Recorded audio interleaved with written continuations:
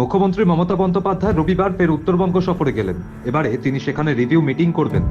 এদিন তিনি হাসিমারায় থেকে যাবেন, কাল সোমবার নাগরাকাটায় যাবেন। যারা উত্তরবঙ্গের বন্যা পরিস্থিতিতে খুব ভালো কাজ করেছেন তাদের সরকার পুরস্কৃত করবে। সিভিল ডিফেন্স, ফায়ার ব্রিগেড, সাধারণ মানুষ এবং পুলিশ সকলেই একযোগে কাজ করছে। আমার পাড়া আমার সমাধানের একটি প্রকল্প নিয়েছে সরকার। প্রতিটি বুথ পিছু 10 লক্ষ টাকা প্রদান করা হচ্ছে। তিনি বলেন, সরকার মোট 8,000 কোটি টাকা স্কিম নিয়েছে। এটি 6 নভেম্বর পর্যন্ত ছিল। প্রবল বর্ষণে জলস্তর উঠে যাওয়ায় আধার কার্ড সহ নথি হারিয়ে গেছে, নষ্ট হয়েছে। ক্ষতিগ্রস্ত এলাকাগুলিতে আমার পাড়া আমার সমাধান প্রকল্পের মেয়াদ বাড়ানো হবে, যাতে এসব কার্ড বা নথিগুলো ফের পুনরায় করে দেওয়া যায়। যারা খুব ভালো কাজ করেছে তাদের আমরা একটা অ্যাওয়ার্ডে দেবো। মানে সিভিল ডিফেন্স বলুন, আপনার ফায়ার ব্রিগেড বলুন, লোকাল বলুন, পুলিশ বলুন, হেলথ বলুন, তাদের একটা অ্যাওয়ার্ডও দেবে। তাছাড়া আমি আরেকটা কথা বলি, আমার পাড়া আমার সমাধান একটা প্রোগ্রাম চলছিল। এটা ডিটেলস সিএসকে আমি বলেছি প্রেস রিলিজ করে দেওয়ার জন্য, কিন্তু আপনাদের জানাবার জন্য বলি, আমরা বলেছিলাম বুথ ওয়াইজে আমরা 10 লাখ টাকা করে দেব, অর্থাৎ 8,000 কোটি টাকার স্কিম আমরা নিয়েছিলাম। তার মধ্যে আপনারা শুনলে খুশি হবেন, এটা 6 নভেম্বর পর্যন্ত আছে। এখন আমরা বিশেষ করে যেগুলো অ্যাফেক্টেড ডিস্ট্রিক্ট সেগুলোকে আরও একটু এক্সটেন্ডেড করতে হবে। তার কারণ হচ্ছে আধার কার্ডটা, তারপর কাগজপত্র সবই নষ্ট হয়ে গেছে, সেগুলো তাদের করিয়ে দিতে হবে এই প্রোগ্রাম ছাড়াও। এখনও পর্যন্ত আমাদের টার্গেট আছে 31,700 ক্যাম্প করার বুথ ওয়াইজে। তার মধ্যে এখনও পর্যন্ত আমাদের কমপ্লিট হয়েছে 28,300 ক্যাম্প। অলমোস্ট 90% বুথ আমরা কমপ্লিট করে ফেলেছি এবং সেখানে প্রায় 2.5 কোটি ভিজিটার্স এসছেন এবং তারা তাদের অনেক রকম প্রায় 383.58 লাখ স্কিমস আমরা রিসিভ করেছি।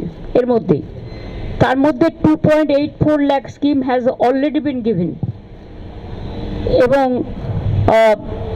টেন্ডার প্রসেস অলরেডি স্টার্ট হয়ে গেছে 1.86 লাখ প্রোগ্রামের। 100 প্রোগ্রাম অলরেডি কমপ্লিটেড হয়ে গেছে এবং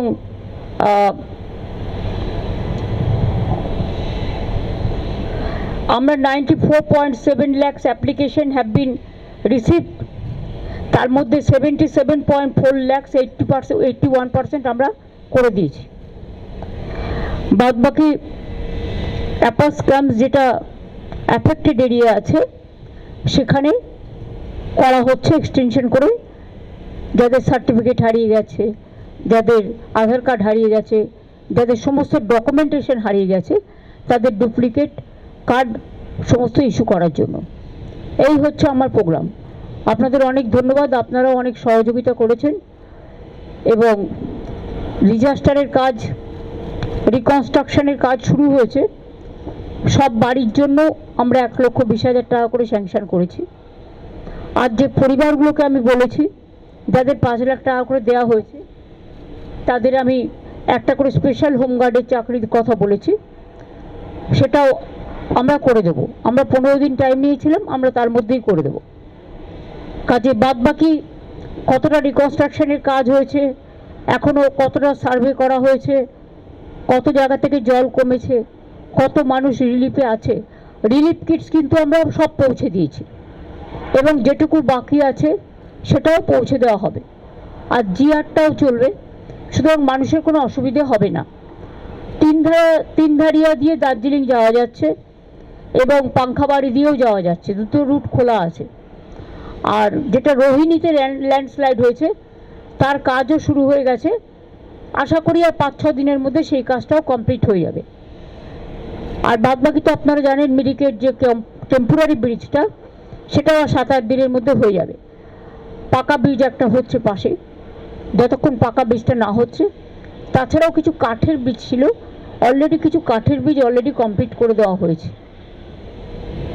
সুতরাং আমাদের কর্মীরা, প্রশাসনের প্রত্যেকটা লাইন ডিপার্টমেন্ট থেকে শুরু করে সবাই মানে জানটান দিয়ে, এমনকি খাওয়া দাওয়া টাইমলি করছে না, খাওয়া দাওয়া করতে পারছে না, পড়ে থাকছে বিভিন্ন অঞ্চলে।